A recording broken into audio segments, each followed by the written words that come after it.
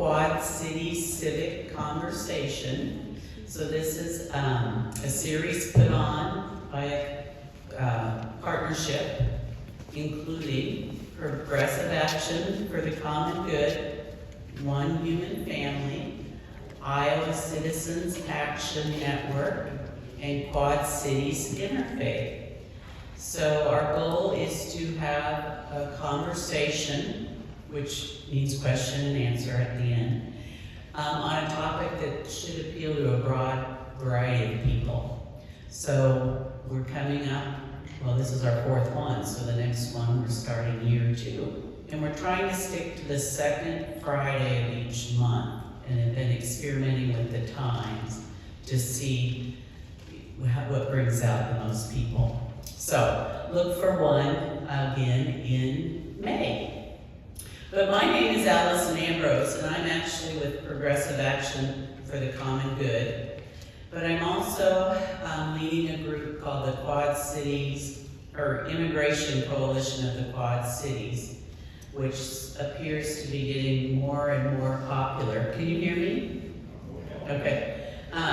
So I presume you're all very interested in the immigration issues that are currently happening in our country. So I will leave sign-up sheets if you want to join our coalition.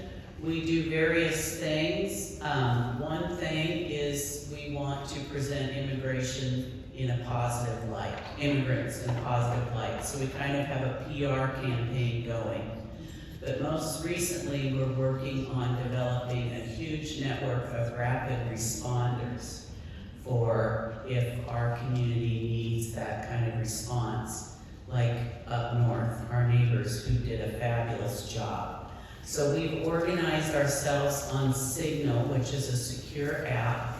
And again, if you're interested in being part of those efforts, sign up here. I do need to vet you a little bit because, we don't want any subversive people involved, which I'm sure is none of you. But, so anyway, please sign up for the coalition and you'll hear from me as early as like tomorrow. But anyway, we're glad to have you all here to hear about immigration from what I say is a very expert from our local community. So I'd like to introduce Dr. Peter Kivisto, who is a retired sociology professor from Auguatana, and he has had a 41-year career in higher education, and has given many talks on immigration. He's written a few books, and we do have 3 to give away as door prizes today, so your name will be entered for that. If you pre-register. So there's a benefit for doing that next time. And then afterwards we'll have question and answer. Some of you have a sheet to write questions on, and I'll walk around and take those. But that being said, I'll give it to you, Peter.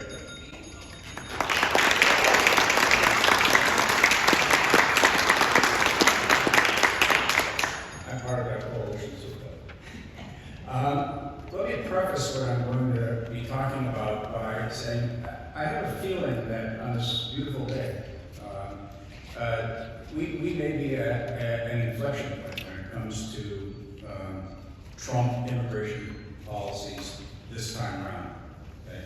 I have a feeling that the public has been witnessing what's going on for months now, and things have shifted. And I have a feeling that what's happened in Minneapolis it is perhaps akin to what happened the first time around, which was when you started caging children, the public had had enough. Okay? And what happened, of course, in Minneapolis culminated, there were all kinds of things that happened leading up to it, but tens of millions of Americans have watched ICE agents murder 2 Americans, Renee Good and Alex Creed. And I was thinking about how to frame that, and I happened to just read an article by Fintan O'Toole, who's the editor of the New York Review of Books. And here's how he describes what happened to them. Both were engaged in the task that democracies assign to citizens, that of paying close attention to the workings of power If the price of liberty is eternal vigilance, a country that inflicts the ultimate punishment on those who dare to be vigilant can no longer be free. And I think that's sort of where we are. To give you some sense of what's been happening is public opinion is shifting, and it's shifting rather dramatically, which is usually not the way public opinion changes. In 2024, 55% of Americans thought that the level of immigration to the United States, not the immigration per se, but the level was too high, 55%. Today, it's 30%. That's a dramatic decline. According to a recent Reuters Ipsos poll, somewhere between 58 and 62% of Americans think that Trump policies have moved in the wrong direction. And I would put that into a context, which is that always, forever when they've been asking these questions in polling, Americans say that immigration is good for America. Even when they're opposed to what's happening on the ground at the moment, nonetheless, they say that majorities always say that immigration is good for the country. At the moment, 79% of people say that. Okay? So, on the other hand, just also put this into context. If you read the Washington Post today, you discovered that the Trump administration is hell-bent on spending $38 billion buying warehouses to convert to detention centers, which is to say to convert warehouses to warehouses. That's what they want to do. They're pressing ahead with this. But there's growing opposition in a whole lot of places, including in red locales. They don't want to become part of the. This says they don't want to become part of the prison industrial complex. They don't want to be part of this. So what I'm going to be doing is talking about these things, not in terms of what's happening right now on the ground, but I want to step back a little bit, provide a little bit of context, larger context, what sociologists call a macro perspective, but also historical context. I am sort of ingrained in thinking things through historically. And along the way, what I'm going to do is I'm going to articulate a number of facts that I think might be useful takeaways for people. And let me just begin with this fact number one. Migration is part of the human experience. People have been migrating throughout all of human history. From the exodus of our ancestors out of Africa, who walked out of Africa, they had no passports, there were no borders, okay? But people have been moving always, okay? And there's a book that I keep referring to when I start to think about these things. It's not about the prehistory, but it's about what we know with the historical record. A really interesting historian named Dirk Herder did a book about 25 years ago, actually, called Cultures in Contact, World Migrations in the Second Millennium. What he was doing was tracing major migrations of people from the 11th century to the present, to about 2000, it was published. And when he counted 22 migrations, 22 major migrations, all of which he argues, and makes it, I think, a convincing case, but all of them played in their own way a role in shaping the modern world that we live in. Okay? The two that are most consequential are the last two. The one that began in the middle of the 19th century, and I'll be kind of referring back and forth to that, and the one we're in right now. When Herder wrote his book, we were in the middle of this wave, current wave. Okay? And what he argues is what makes them different is that they are the product of a world capitalist system that had coalesced in the 19th century with the development of the Industrial Revolution. And they signaled, migration signaled the fact that there were various things that this capitalist system needed. Okay? They needed resources, which they went on by setting up colonies and empires. They needed markets to sell their goods, and they needed labor. Okay? So one of the fundamental features of all this is that both of these migrations share this in common. And in both of these cases, the United States was the central place where people ended up. more so in the past than in the present. But in both instances, the United States received the largest, by far, the largest number of immigrants. The first of these two migrations began roughly around 1880, and that's sort of when the United States really takes off as an industrial society. We're leaving behind our agrarian roots, so we're becoming an industrial society. And by 1900, we were the largest, most powerful economy in the world. That could not have happened without immigrants. Now, where did those immigrants come from? There were small numbers from all over the place. And one of the more consequential ones were the Chinese, small group, but one that triggered anti-immigrant sentiment in a very, very powerful way. But the largest groups during this period came from Eastern and Southern Europe. And that means they came from, in large numbers, from Italy, Poland. Jews came from various places in Eastern Europe. But there were other groups, Greeks and Slavs from the Balkans and so on and so forth. Greeks, Finns, my ancestors, they came at that time. The second wave began after World War II, but it didn't begin here at first. It began in Europe. The place that was sending people became an immigrant receiving area, and that's because of the devastation of World War II. People were needed, labor was needed, and so, among other things, a number of countries, Germany being the most notable, created what were called guest worker programs, which is an interesting term, I think. But guest worker programs, designed to be temporary. People were going to come and help them get on their feet again, and then presumably go back home. As one way I said, there's nothing more permanent than a temporary worker, which is the reality. The United States became part of this wave only after 1970. We'll get to this a little bit later in the time, why we were behind the curve, you might say, in this regard.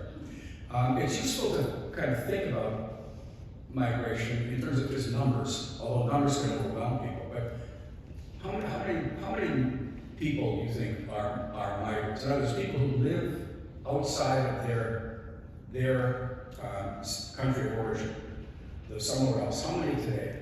Globally? What do you think?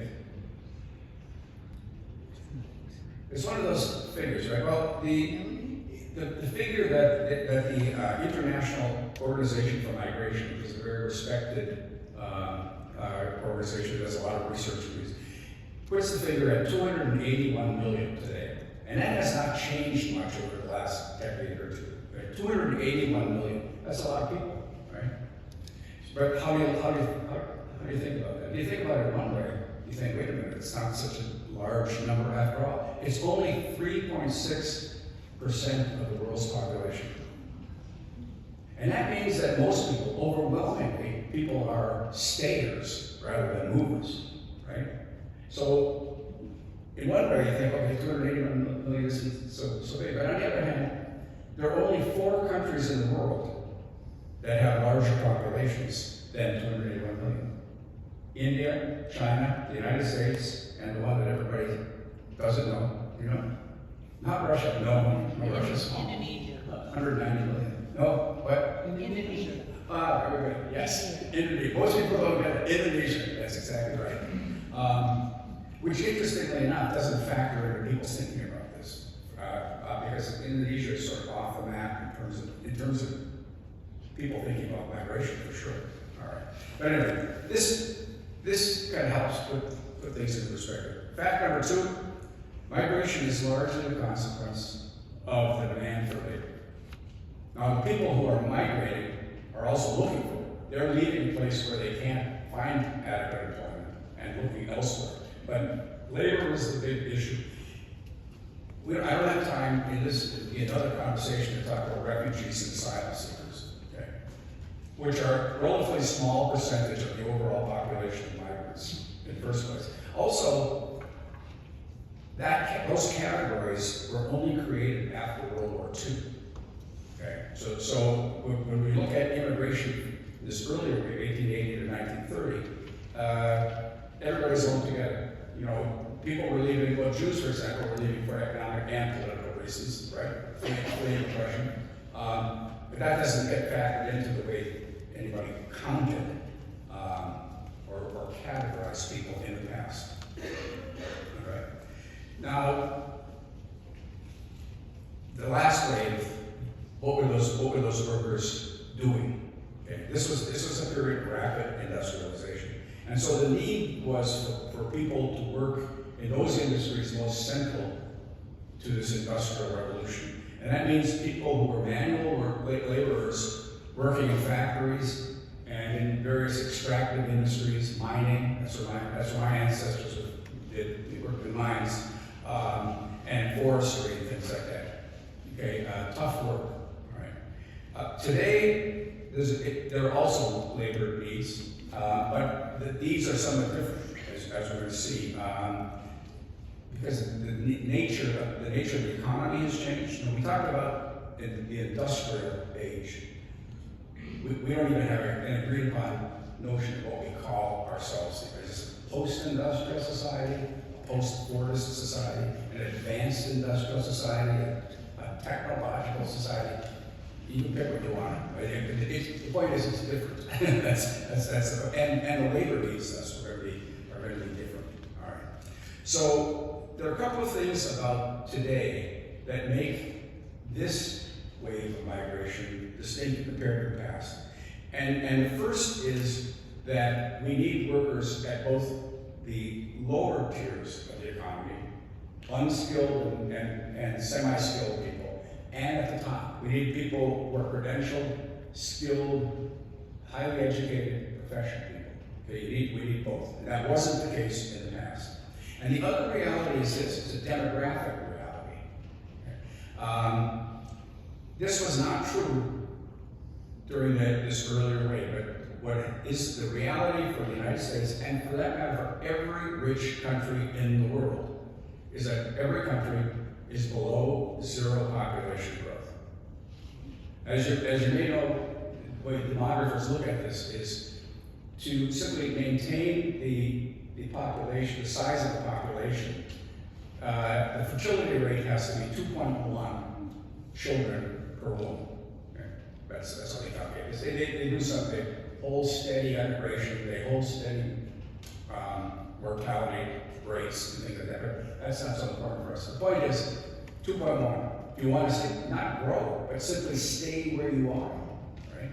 And today in the United States, the level is 1.62. Okay. Now it turns out we're kind of high compared to many other rich countries, especially the countries in Western Europe. There are only two rich countries that have higher fertility rates than us: Australia and New Zealand, and just fractionally higher. They're both below zero population growth too. Okay. So if you want to maintain, unless you're prepared to get smaller, you know, immigrants would seem to be essential. Now, just to put this into perspective, especially given that a couple of these places are places where we get a lot of immigrants. China, the second largest country in the world, their fertility rate is 1.0. It's one of the lowest in the country. They're still trying to overcome their one-child policy and haven't been able to turn the corner, shall we say. What about Mexico? There are more immigrants from Mexico than any other country. Their level is 1.9 at the moment. They are below zero population growth. As is India, it's also 1.9. Okay. Now, so there's a case that we made that we need immigrants for demographic reasons. There is an answer that right-wing thinkers have, and that is called pronatalism. Probably heard about it. J.D. Vance is a big proponent of pronatalism. You know, native-born women have to have more and more children. As it turns out, this is fact number 3. Pronatalism has not worked where it's been tried, and where it has been tried is usually associated with authoritarian governments. Right? I mean, Putin, somebody had mentioned Russia has a large, the population has been going down. It's the largest country in the world geographically, not population-wise. And, you know, Putin has been urging women to have children from Mother Russia for a long time. And they're not taking it. And you know, he's offered various enticements, you know, tax breaks and things like that. It hasn't worked. Russia's fertility rate right now is 1.37. Okay? And it's been going down. Okay? The country in Western Europe that right-wing folks like to identify with these days is Hungary. The only autocratic country in the European Union. And Viktor Orban has been pushing pro-natalist policies as well, to no avail. Their fertility rate is 1.31 and going down. Okay. So, but nonetheless, this has not deterred all people on the right from promoting this idea. So, for example, there was a recent report by the Heritage Foundation calling for the promotion of large families. They suggest things like tax credits for large families, and those kinds of things that have been tried elsewhere. And in their report, they propose creating something that they call marriage boot camps. I don't know what those are, but it sounds kind of creepy to me. Here's the problem. The problem in the United States. People, first of all, people want to make their own, women want to make their own decisions about, you know, and they're not going to, you know, for mother nation. They're going to have children if and when they want children. But there's plenty of disincentive to have large families. Okay, we don't have universal health care. Okay, we have inadequate child care. We have really lousy provisions for parental leave. And overall, the affordability crisis, all of this works against the pro-natalist argument. And so I think this is a wishful thinking. And that's the case, I think, is pretty convincing that if you want to stay steady, stay or grow, you need immigrants. Okay? Now, we have immigrants already, plenty of immigrants. And the question is, where are they located in our economy? Based on this idea that we need them at the top and the bottom. There's a couple of illustrations. I'm not going to try to burden you too much with data, but it gives you a little bit of a sense of where we are. If we look at the unskilled or lower skilled part of the sector of the economy, 26% of workers today, more than 1 in 4, are in agriculture and construction. 1 in 4. 21% are in transportation and warehousing.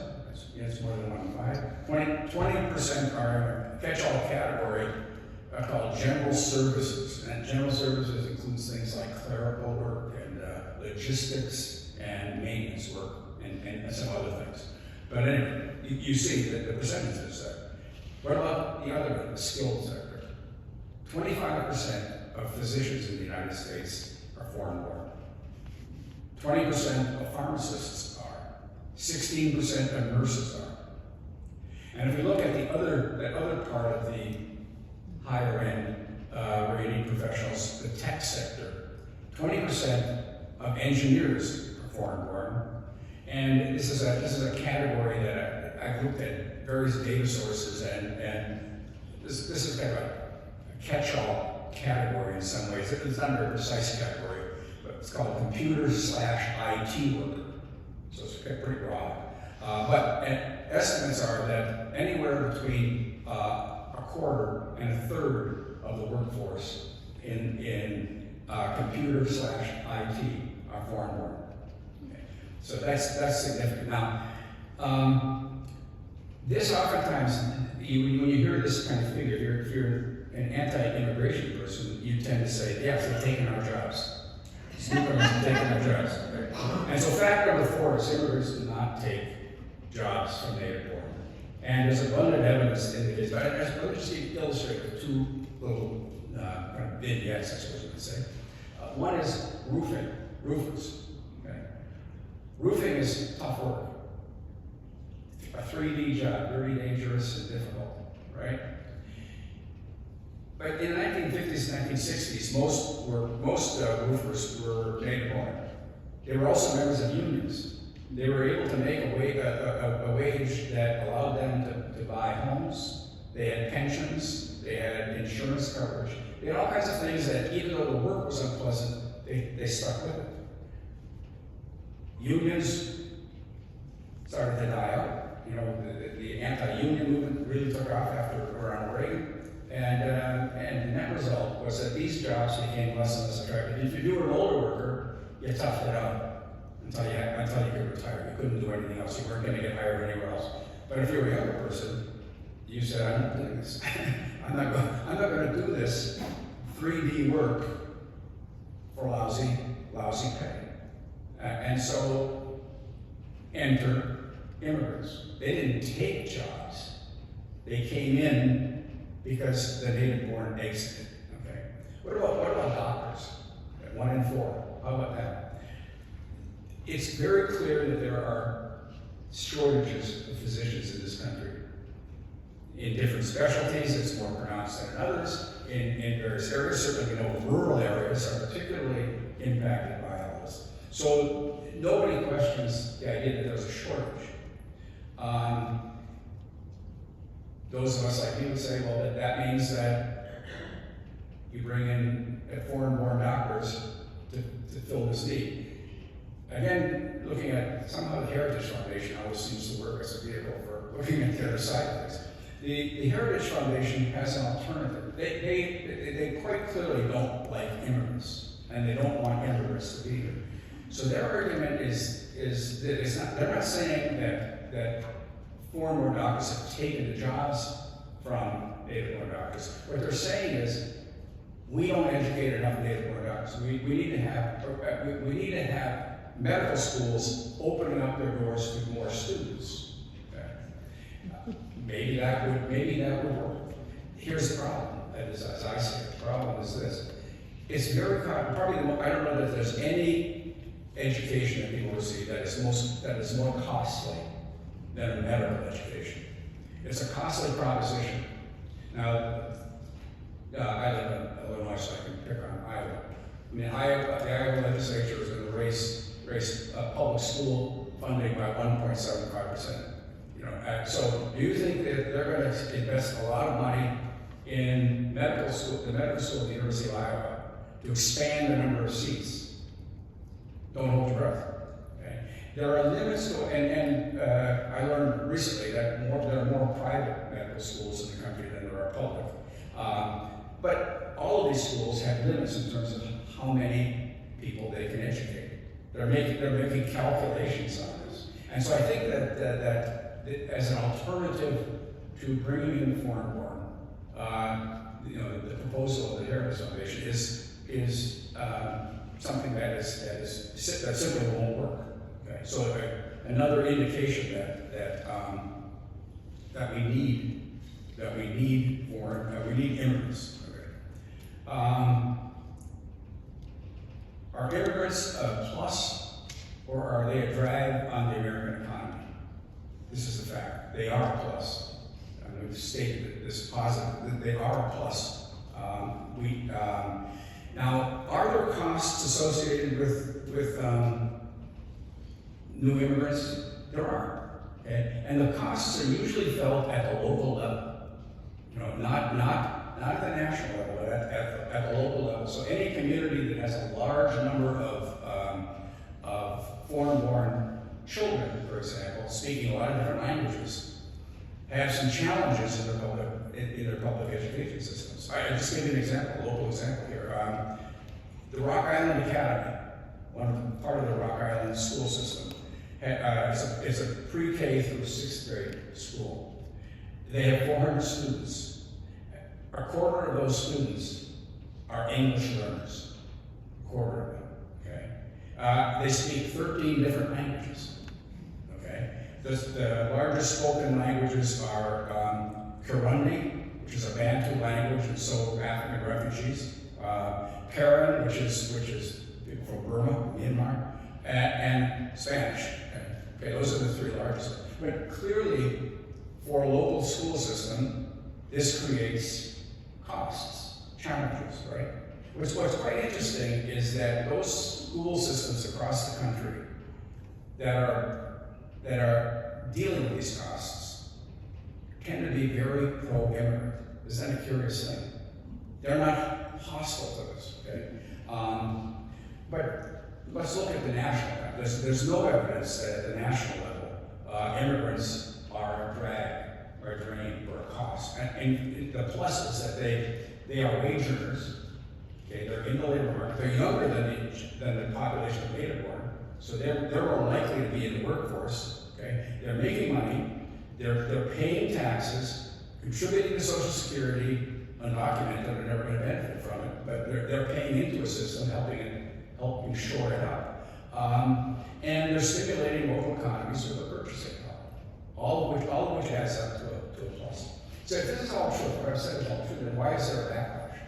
Why are there so many people who are opposed to immigrants? Mass migration has always caused backlashes. I mean, it's just like a truism. Okay? I'm oftentimes reminded of a statement by a Swiss playwright by the name of Max Frisch, who back in the 1960s, thinking about guest workers in Germany and growing opposition to them, he summarized the situation, I think, very, very nicely. He said, "We wanted workers, but we got people instead." The early years of the American Republic witnessed anti-immigrant sentiment. This is before the Industrial Age. This was before the Civil War. What were the two largest groups from Europe that had arrived? Irish and Germans. And lo and behold, that's where anti-immigration sentiment riveted. Okay? The first organized movement against immigrants was the Know Nothing Party. Okay? So the point is, this is not new.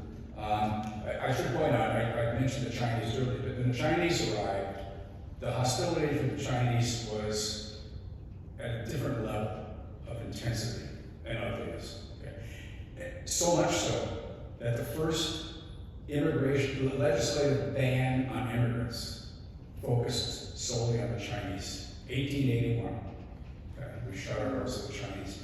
And they were not welcome into this country until World War II, when they were on our side against Japan, the 1940s. Okay. When we shift to the next, the big wave from 1880, the focus of animosity shifted to it. Instead of Irish and Germans, it was a large, and all sorts of groups. My ancestors, they weren't seen as blue-eyed, blonde Scandinavians. No, they were seen. My ancestors, Finns, were seen as Mongolian, Eastern Asian. And it was actually the only European group that ever confronted a legal battle to prevent them from becoming naturalized citizens. 1907, Minnesota. Didn't last long. The argument was thank God for the Swedes. The argument was that over the centuries of Swedish control of Finland, there was enough racial mixing that we'd become white. It was a relief to all of us. But just to give you an idea of how the intensity, there were lots of organizations that were opposed to immigrants. Just to bring it back home here, one of the largest, most influential groups was the American Protective Association, founded and operated out of Clinton, Iowa. Okay. So which wasn't exactly a method for immigrants, but nonetheless, they're there. So ultimately, this movement resulted in shutting our doors. In 1924, we passed legislation that effectively shut our doors for 4 decades. Okay. If we look at those two previous examples of anti-immigrant sentiment and you look at what's happening today, one of the things that's sort of remarkable is the anti-immigration tropes are oftentimes the same. They're the same, just different people. I mean, the notion that there's an invasion. Wait, look at Thomas Nast cartoons from the 19th century. You'll see huge waves unwashed masses, destroying America, okay? There's a notion that immigrants bring with them high levels of criminality, making America unsafe, okay? There's a claim that because of racial, religious, linguistic, and other cultural differences, newcomers cannot fit into American society. They cannot be absorbed, okay? They are seen as anti-democratic, fundamentally anti-American, and basically tribal. These are all folks that that are there. They were there in the past. They're here today. Fact number 6: immigrants commit fewer crimes than the native born, and the presence of it. And this is the interesting part. Well, that's interesting. But the other part of it is that immigrants, when they're in communities in large numbers, have an impact on reducing the overall crime rate.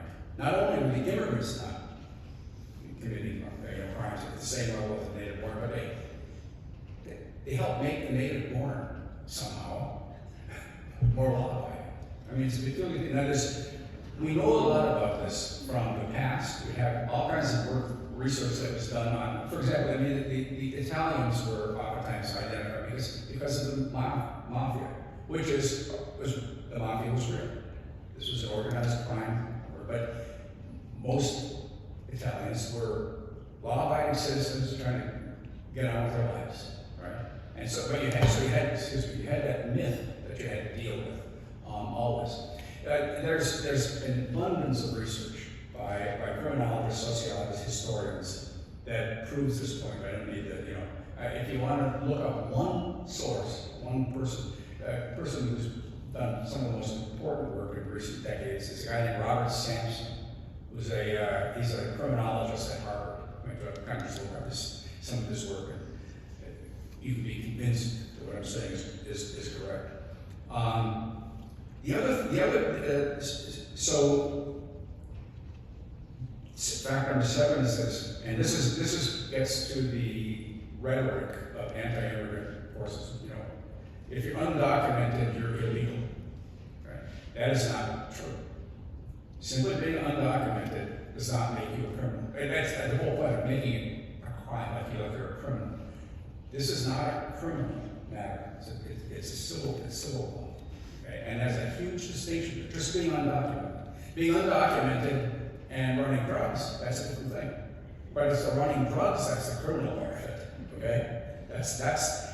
That's an important thing, but it's one that you're up against because people who are hostile to immigrants want to use the language of criminality, because who does want, a drug gang in your neighborhood or your community, right? But what about the undocumented person who has built a successful life, has kids in school, owns a home, owns a small business, et cetera, et cetera? It's different, But if you use the same language of criminality, you're tarnishing them with the same brush. Okay. Fact number 8: assimilation happens. Years ago, it's so long ago, I happen to know this, but this was the day that Arnold Schwarzenegger became governor of California. I was in Fresno giving a talk at Cal State Fresno, and I was going to give a talk on assimilation. And if you remember back then, there was a very very common bumper sticker that said, "Word that the New York Times won't print happens." Remember those? Do I have to spell it quick? Shit happens. Don't you remember those? That's what I'm talking about. That's what I'm talking about. Shit happens. Well, so I titled my talk, "Assimilation Happens." I thought it was very clever. But it does happen. It does just happen. But it's a process. People don't step off of a plane or come across a border and speak English. They don't know the folkways and mores of the native born. It takes time to figure things out. And it oftentimes isn't successfully accomplished in the first generation, but it happens. A couple decades ago, there were all kinds of battles going on about bilingual education. And the whole argument against it was that what this was doing was it was balkanizing society. You were teaching bilingual education in order for people to continue speaking a language other than English, right? That was the point of it. As it turns out, immigrants learn English very quickly. I'm just going to give you an anecdote. I mean, the evidence is there, but I'll give you an anecdote. My wife and I have neighbors who are refugees from Burundi. And I talk with a guy a lot. He works in a meat processing plant. Okay? And his English is heavily accented, but he's easy to understand. You know, I can understand. His wife is a stay-at-home mom, and her social network is largely within the Burundian community. So her English is these are multilingual people. They're college-educated people. The European language they're most familiar with is French. Okay, but anyway, when I talk to her on occasion, it's a little more of a struggle. But if you listen to the kids playing in the yard, they sound like any Midwestern kid. Not a Midwestern kid from Fargo, Midwestern kid from Illinois. That kind of Midwestern English, okay? And, you know, so it happens. The point is that it happens. And so the idea, one of the things that has always made me curious is why people who are hostile to immigrants have so little faith in the country's ability to bring people into the fold. I do not understand. I mean, the reality is it happens, but I don't understand. It's actually a lack of, you know, for all the condemnation of people on the left who are seen as, you know, insufficiently American. We have faith in America. We think this is a society that can do this. Okay. Let me go to the solutions here. Then we're going to open things up. If we're going to fix things, where we are today, it has to be done legislatively, and it has to be done in the court of public opinion. Okay? Let me stress something here. Nostalgia, marinated in a xenophobia that willfully misreads the American past and present, is no substitute for approaching every facet of immigration in ways that are both humane and rational. That's that big. Easy to say, hard to accomplish, right? Very hard to accomplish. Let me point out that I'm going to oversimplify things, but just to say, where are we in terms of legislation? Where are we? Basically, we are operating with an immigration legislative framework that is over 60 years old. The Hart-Celler Act passed in 1965. It was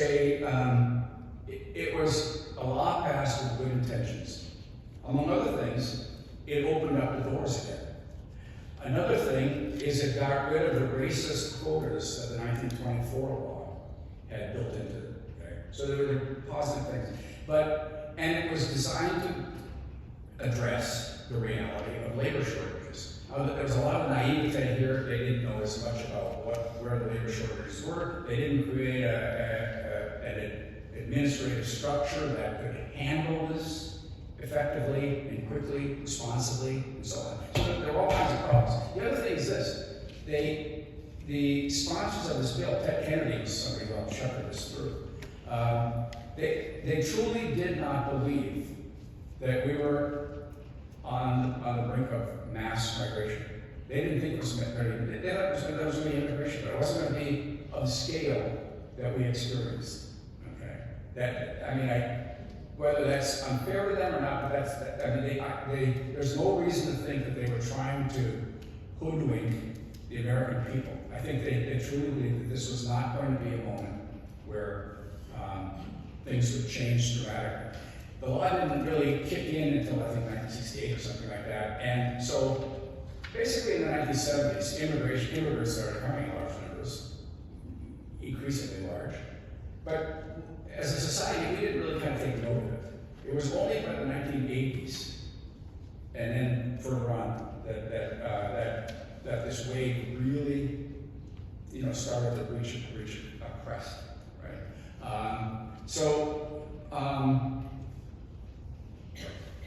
If there were things that were unrealistic about this, we have not had the political will to change things substantively. Probably the biggest thing that happened during this whole time was in 1986, and that was when Ronald Reagan was governor. Not governor, president, when Ronald Reagan was president. And there was an awareness of a lot of undocumented immigrants. And what came out of that 1986 legislation was that those 3 million people, undocumented people, were provided a pathway to citizenship. Okay? And there were laws or provisions in the law that would presumably going to make it harder for employers to hire undocumented people and so on. But since then we've been struggling. The last legislative effort to address this occurred in 2013, over a decade ago. But not so long. We all remember this, I suppose. There was a group of senators, 4 from each party, called the Gang of 8, which included Dick Durbin, senator from Illinois, but it also included Marco Rubio, and it included Lindsey Graham. Okay. Fortunately, they were being shepherded by someone named John McCain, who was I think the one most committed to making something happen.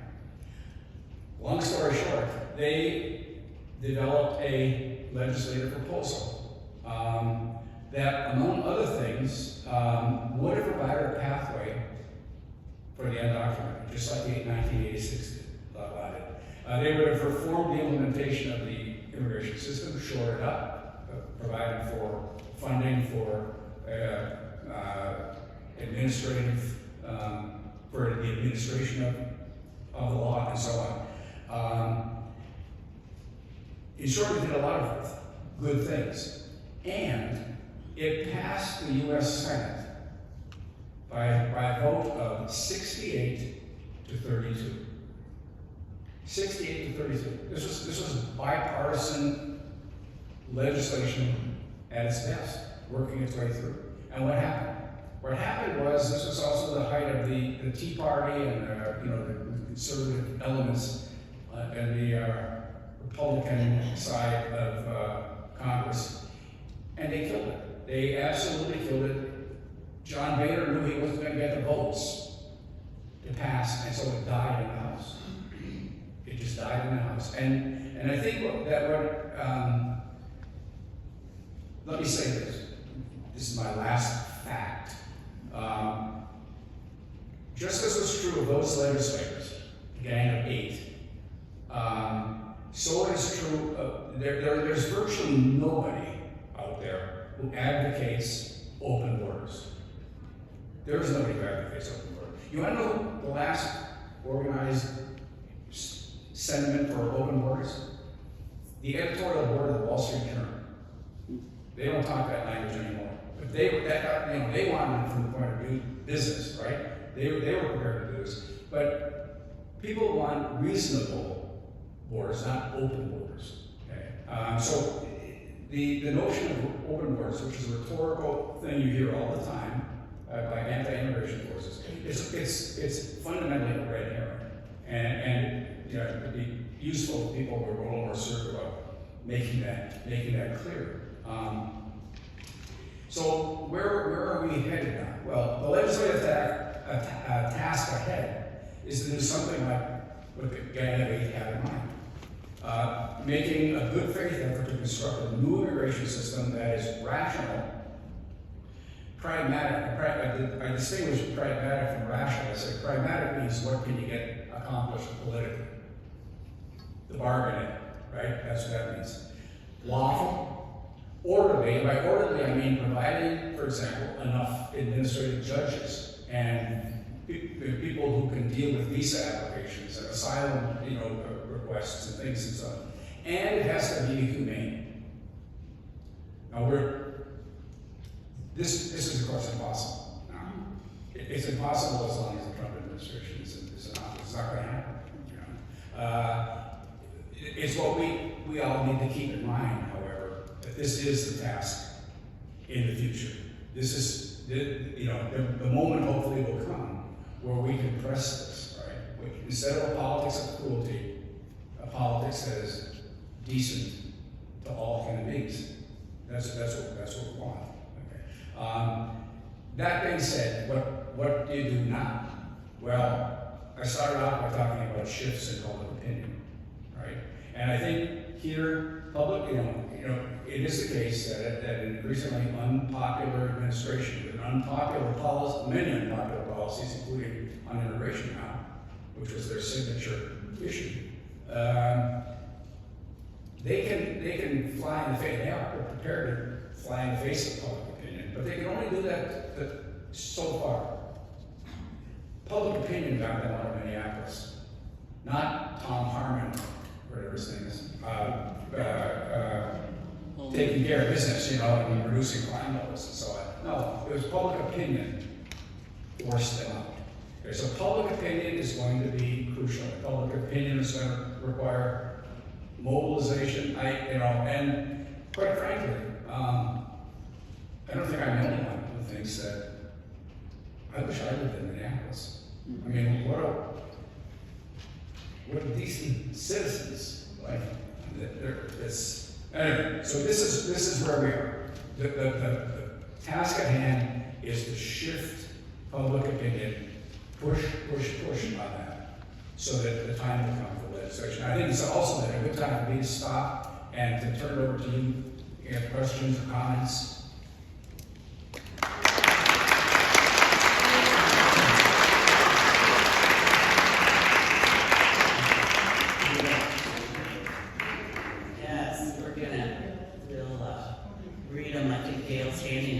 That was great. Public opinion. Get out there. We can do it. But I also want to inform you, these loveliest signs are the signature thing of one human family. And you guys, there are plenty, they're free for anyone that wants them to put in their yard. So I just wanted to make sure you knew that.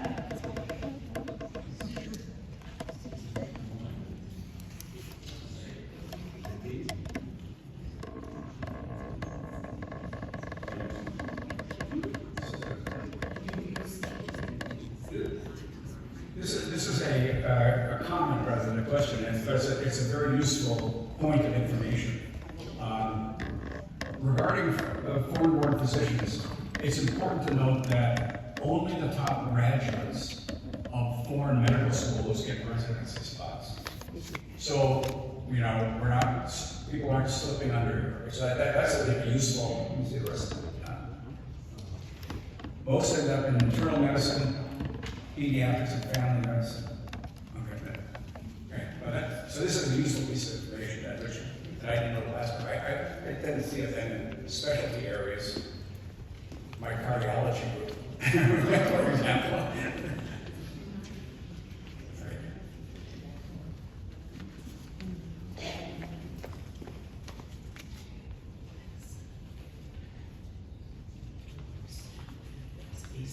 Questions? Can you read that? Can immigrants with a green card get medicine, ACA insurance, or SNAP benefits?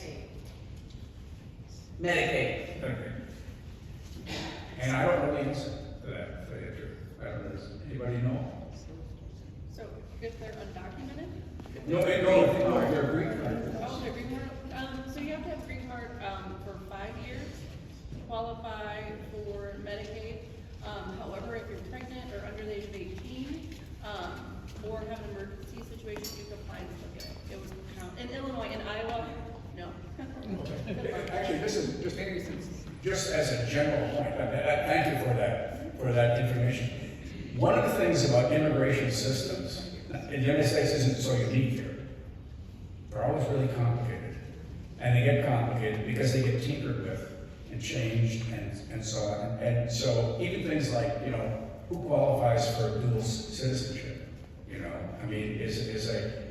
Presumably, if you become a naturalized citizen, you renounce, I think think we still use 19th century language about rejecting any allegiance to any foreign prince and principality or something like that. I once had a student who told me he became a naturalized citizen. He told me what I thought. Sounds like interesting language. But the point is, so for naturalized citizens, it's presumably against the law. You know the last time we prosecuted somebody for that? 1953 or 1954. We don't. Is the point.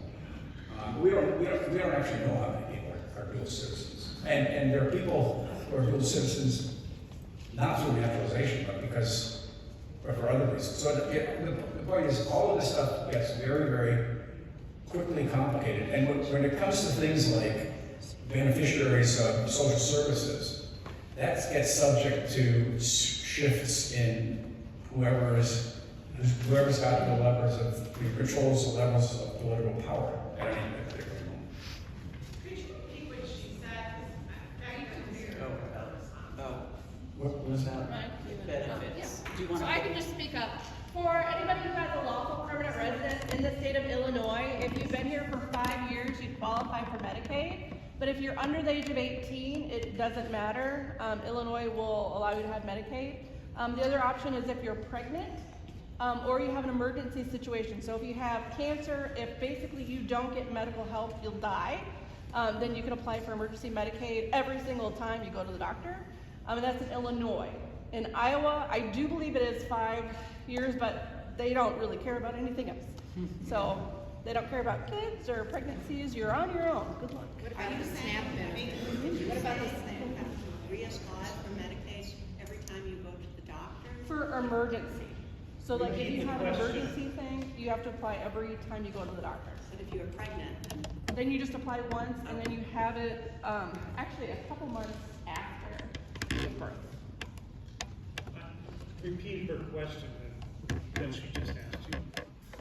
So she asked if you have to apply every time for Medicaid, but it's only in emergency situations. Like if you're pregnant. Of QC Air, Quad-Cities Alliance for Immigrants and Refugees, and they do a lot of great work and have been very involved in the Immigration Coalition. And you guys stand up if you're from QC Air. There's quite a few. Great job. Good job, guys.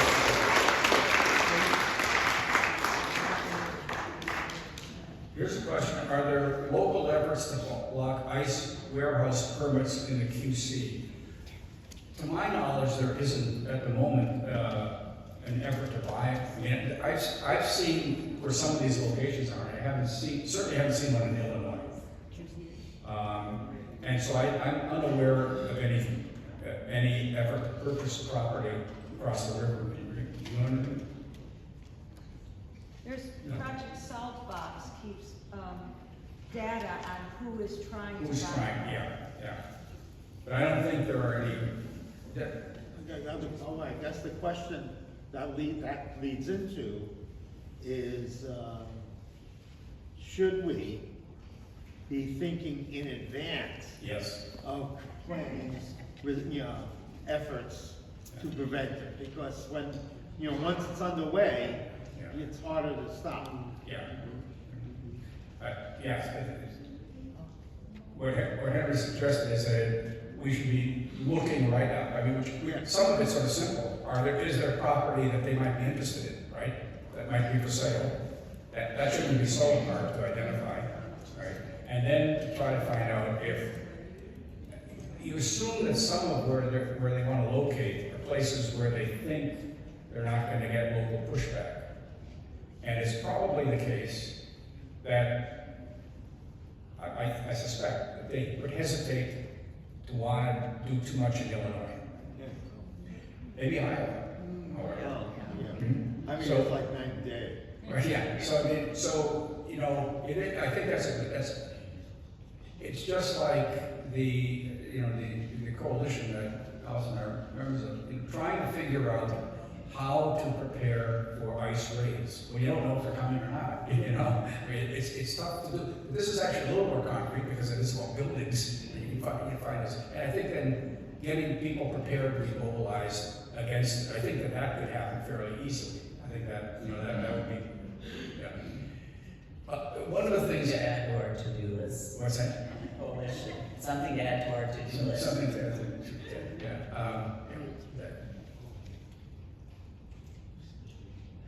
There's another, let's see. We lost 300 South Korean workers bringing skills and knowledge because of ICE intimidation. Now those jobs are AI. Should that be a louder message? Yeah, I mean, AI is it's a difficult thing to factor it into this because stuff is happening, that's for sure. When I was talking about this catch-all category of labor, logistics was one of the things, and there's a just article in the New York Times or the Washington Post today or yesterday about all of a sudden there are tools that have been developed by some AI company to take over lots of logistical stuff, and that would mean that could potentially mean loss of a lot of jobs. Right? That's a whole different issue that has to do with if you kill jobs so nobody has jobs. How does a capitalist system function when it doesn't have consumers? Because if you don't have jobs, you can't really be a consumer.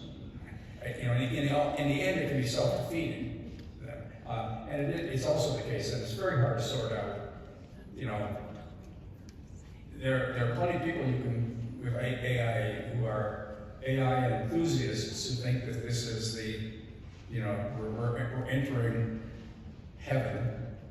And then there are those who think it's hell. And it doesn't quite work for me, at least, to say, it must be somewhere in the middle. And what I know is the case. AI needs to be regulated.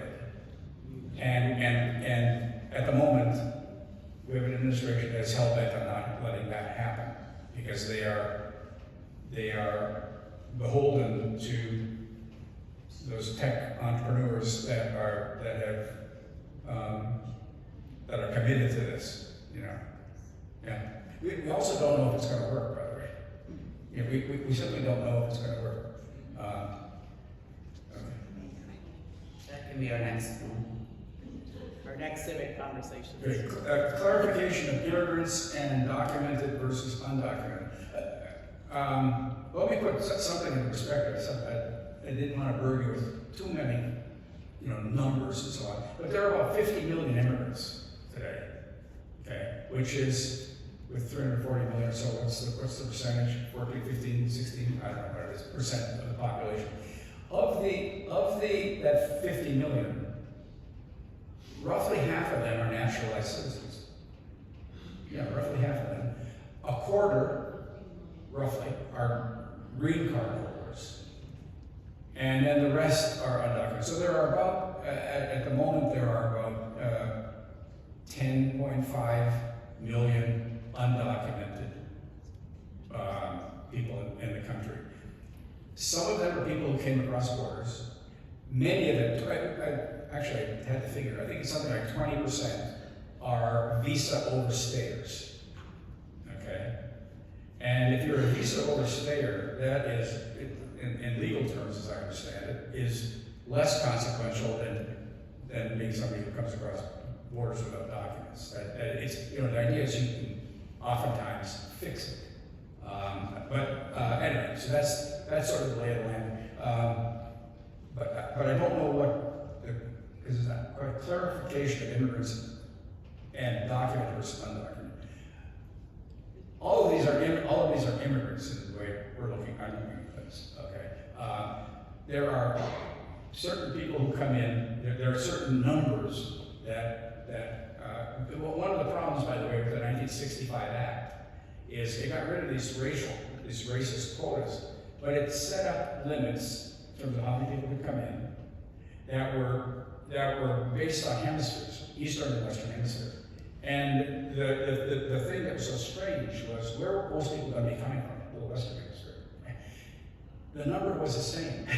The figure was the same for the Eastern and Western Hemispheres, which at some level made no sense,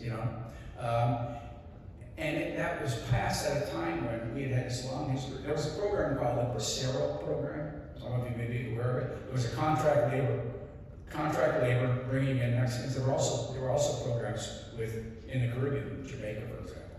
But this was from World War, it was passed in the 1940s.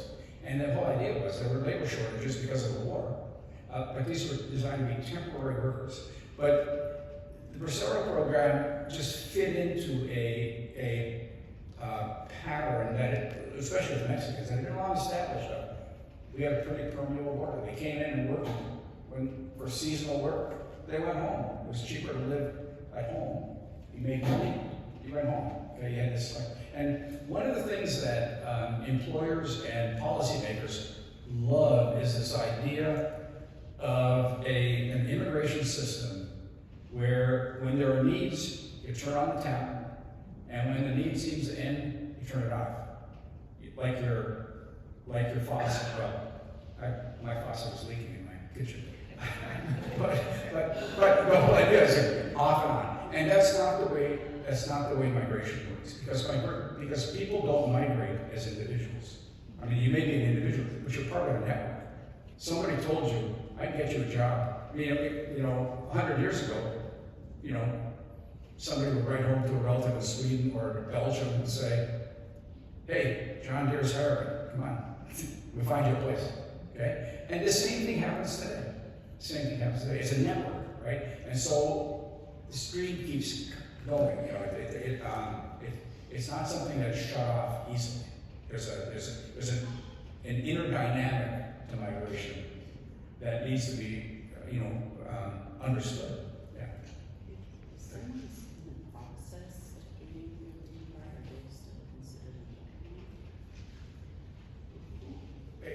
A green card holder, usually a person who's a green card holder was here illegally with some kind of visa. That's the deal, and then they're converting it to a permanent status. Is that right? No, okay.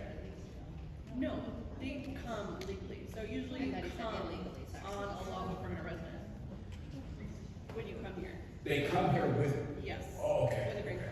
But at the same time, those who got their papers back in that amnesty in 1987, then they got a temporary residency, then a permanent residency, and with that permanent residency, they were given the green card. But that's of the status of old that some might be referring to. But the definitions are a little different now. Okay. I'm sorry, can you repeat that?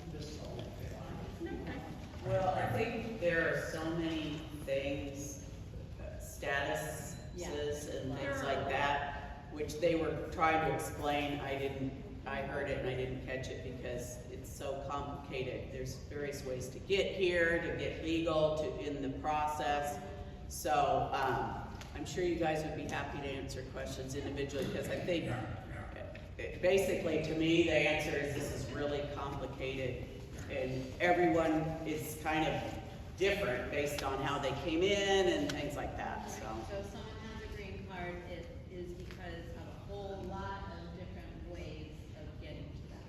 Yes. So if someone has a green card, she said there's a whole lot of ways to get to that point. So. I mean, this is It's too complicated to explain. I think there'd be too much to try to explain.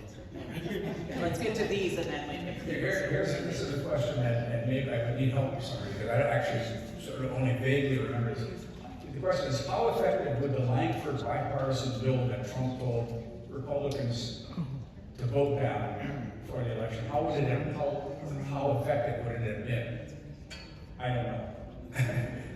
I don't know the answer to that. I don't know. I sort of vaguely remember this bill proposal, but I don't know much about it. Good to see you. Anybody know? Anybody have any insight? We're going to take our little break and do a door prize drawing for the books. And could you want to describe the books?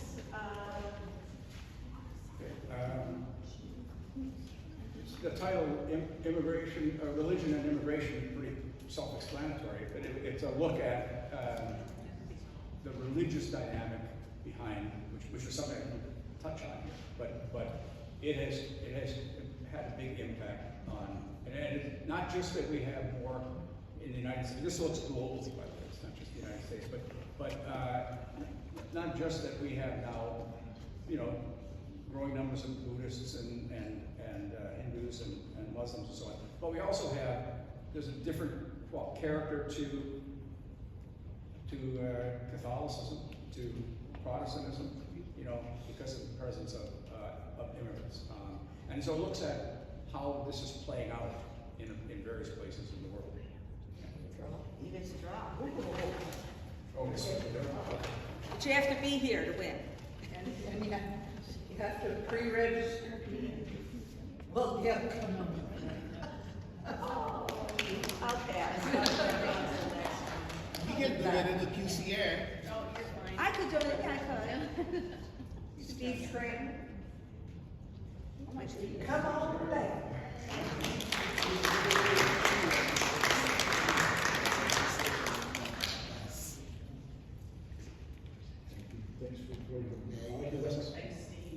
And then Michelle Montfort. Oh, she's not here? Michelle? No? No? Beth Cook. She just left. I guess. F. McGlynn. I know her. Which one?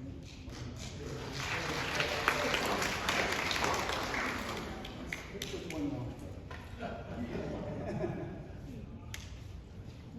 Jeff Cook. He just left. I might end up with one yet. Philip Turner.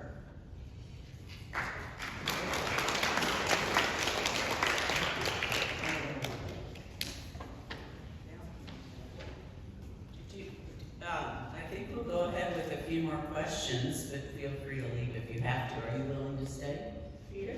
Sure. All right. So these are some of the others. We did that one.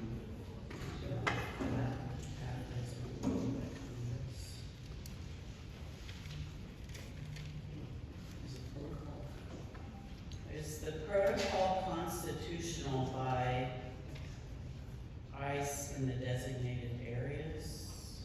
Does it need Congress approval? What measures can stop this? Robert Sampson's undocumented.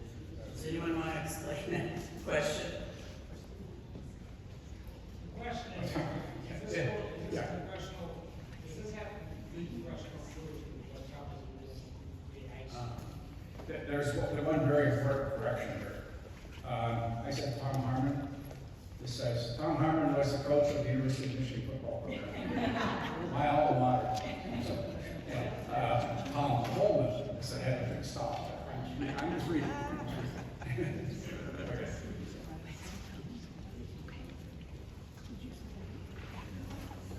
What was your question about? Is what Trump's doing doesn't need congressional approval?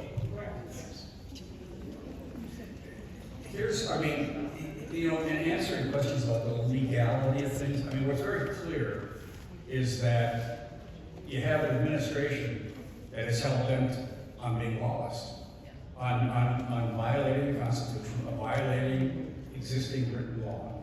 And they're seeing how far they can push this stuff. So the question is, you know, can they do this?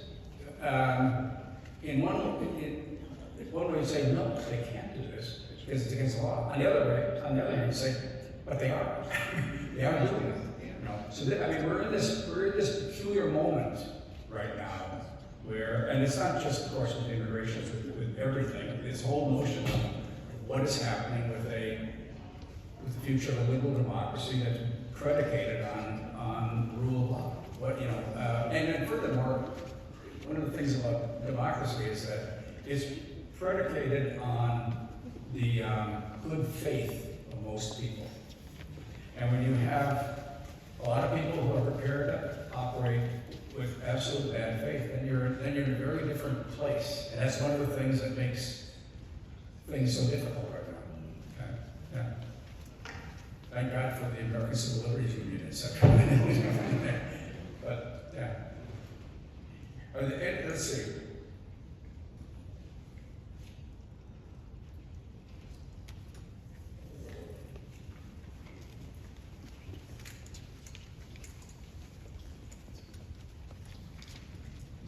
There's a question about sanctuary cities.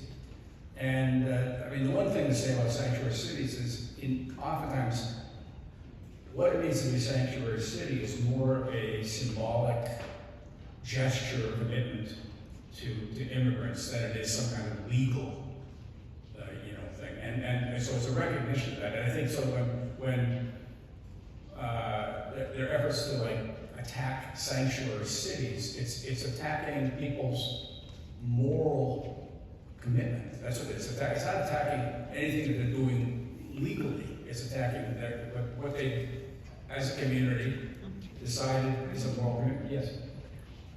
I think a lot of that has about sanctuary city is that there was a concern between the state and the church, and the church was right, and those churches were built for everybody to come in and practice their faith, and this is where they gave the immigrants to come over here and be safe, and not have to be worried about somebody busting in their home in the middle of the night and dragging their kids out and their wife and everybody else out in the streets. And this is what Trump's trying to get rid of. But you see it up there in Minnesota again, where all these ICE agents, probably 8, I don't know how many, they were all standing out in that guy's yard. We don't know who he was. We had no idea who they were looking for until they busted in that man's door. And then they bring out this little old man in his underwear. So what kind of crap is that? That ain't right. The issue of sanctuary is when you think about with churches and so on, is my understanding, maybe but my understanding of sanctuary is that there is no legal prohibition against state authorities entering a church, a place of worship. However, it's very bad. You're a lawyer too. I mean, am I right about this? It's bad press, and so political authorities hesitate, right? There's some common law precedent for sanctuary, and U.S. law has always kind of followed that, but it's not written into law, and Trump repealed what little was written into administrative orders. Okay. So it's never really been ruled on whether or not sanctuary is something protected constitutionally. It's never been ruled on. My denomination and others have lawsuits pending challenging that. And I think it's fair to say too that this idea that public opinion would not look favorably on authorities going in. The Trump administration, as just saying a minute ago, is pressing buttons on all these things. They haven't entered places of worship, as far as I understand, as far as I know. But there is another aspect of it, and that aspect is that there had been a campaign that houses of worship post signs saying, post signs saying that they are a sanctuary, no trespassing, and then entering that building is on the part of ICE is an act of trespassing. It's a crime. So it's an additional without a judicial warrant. So it's an additional level of protection. Yeah. Any last minute questions from those of you that are still left? Thank you for coming out, everybody.